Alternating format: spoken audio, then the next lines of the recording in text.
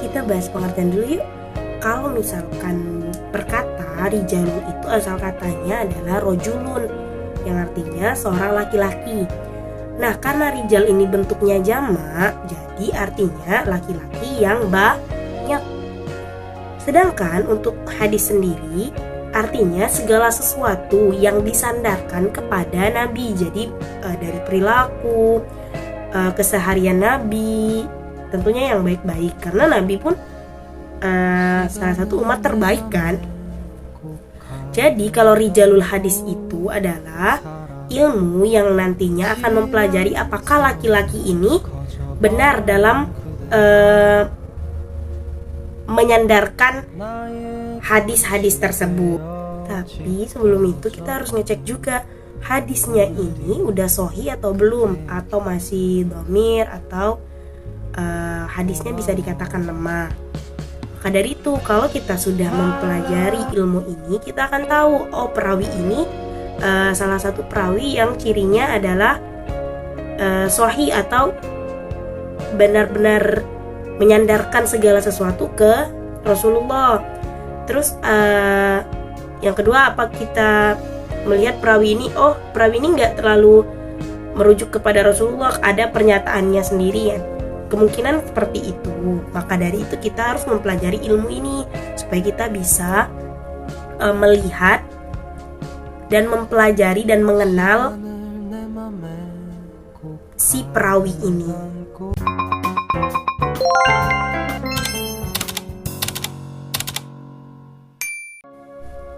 Nah, untuk pembahasan yang kedua ini adalah syarat-syarat. Jadi nggak semua orang laki-laki itu bisa jadi perawi.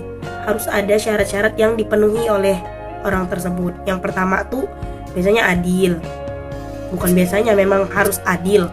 Yang kedua dobit al-hifz. Yang ketiga sama menjaga muru'ah.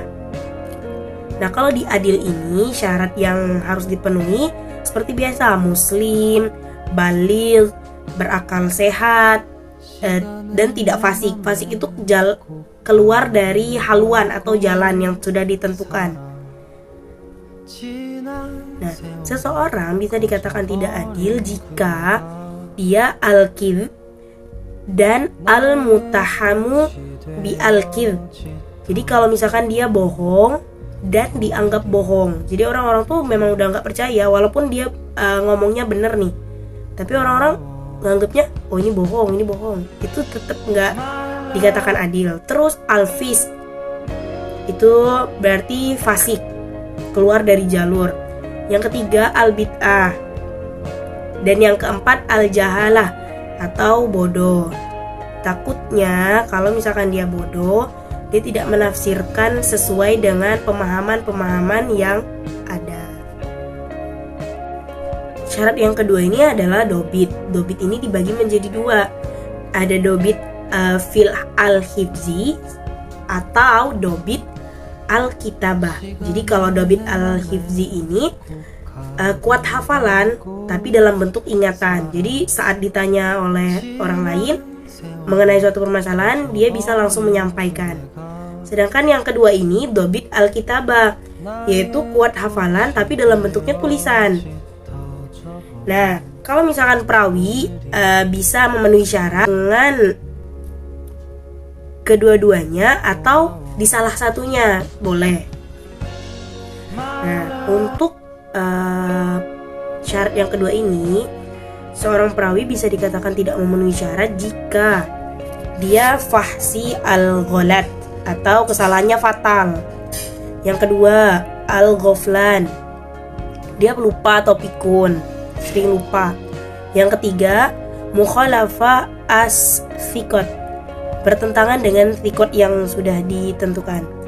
Dan yang keempat, su'ul hifz atau hafalannya jelek. Nah, syarat yang terakhir adalah menjaga muro'ah diri, atau kalau kita menyebutnya menjaga harga diri dari perbuatan yang buruk dengan berakhlak mulia. Jadi tapi bukan berarti kita harus jaim ya. Jadi di depan baik, di belakang buruk. Enggak. Kita harus menjaga kesucian diri kita menjaga harga diri kita supaya diri kita ini memang masih berakhlak mulia.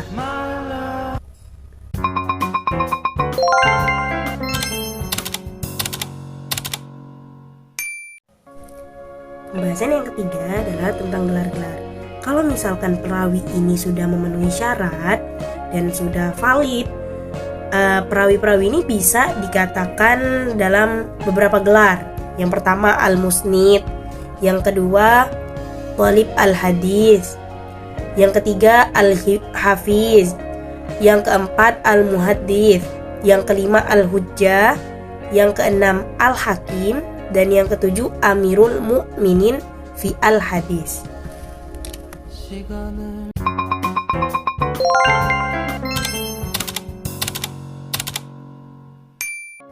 Dan pembahasan yang terakhir adalah tobaqo. Kenapa kita membahas tobaqo? Karena di setiap masanya itu pasti ada berbeda-beda penyebutannya, karena dia tingkatan-tingkatan. Jadi intinya tobaqo ini adalah tingkatan per masa. Kalau misalkan di tingkatan pertama itu ada di masa Rasulullah. Jadi Rasulullah adalah tobaqoh pertama. Terus untuk yang tobaqoh kedua itu adalah di masa sahabat. Kalau di masa sahabat ini tobaqohnya setingkat dengan sahabat-sahabat yang menemani Rasulullah selama Rasulullah hidup. Tingkat tobaqoh yang ketiga adalah tabi'in. Tingkat tobaqoh keempat adalah atba' tabi'in. Tingkat tobaqoh yang kelima syekh rawi, dan yang keenam adalah rawi.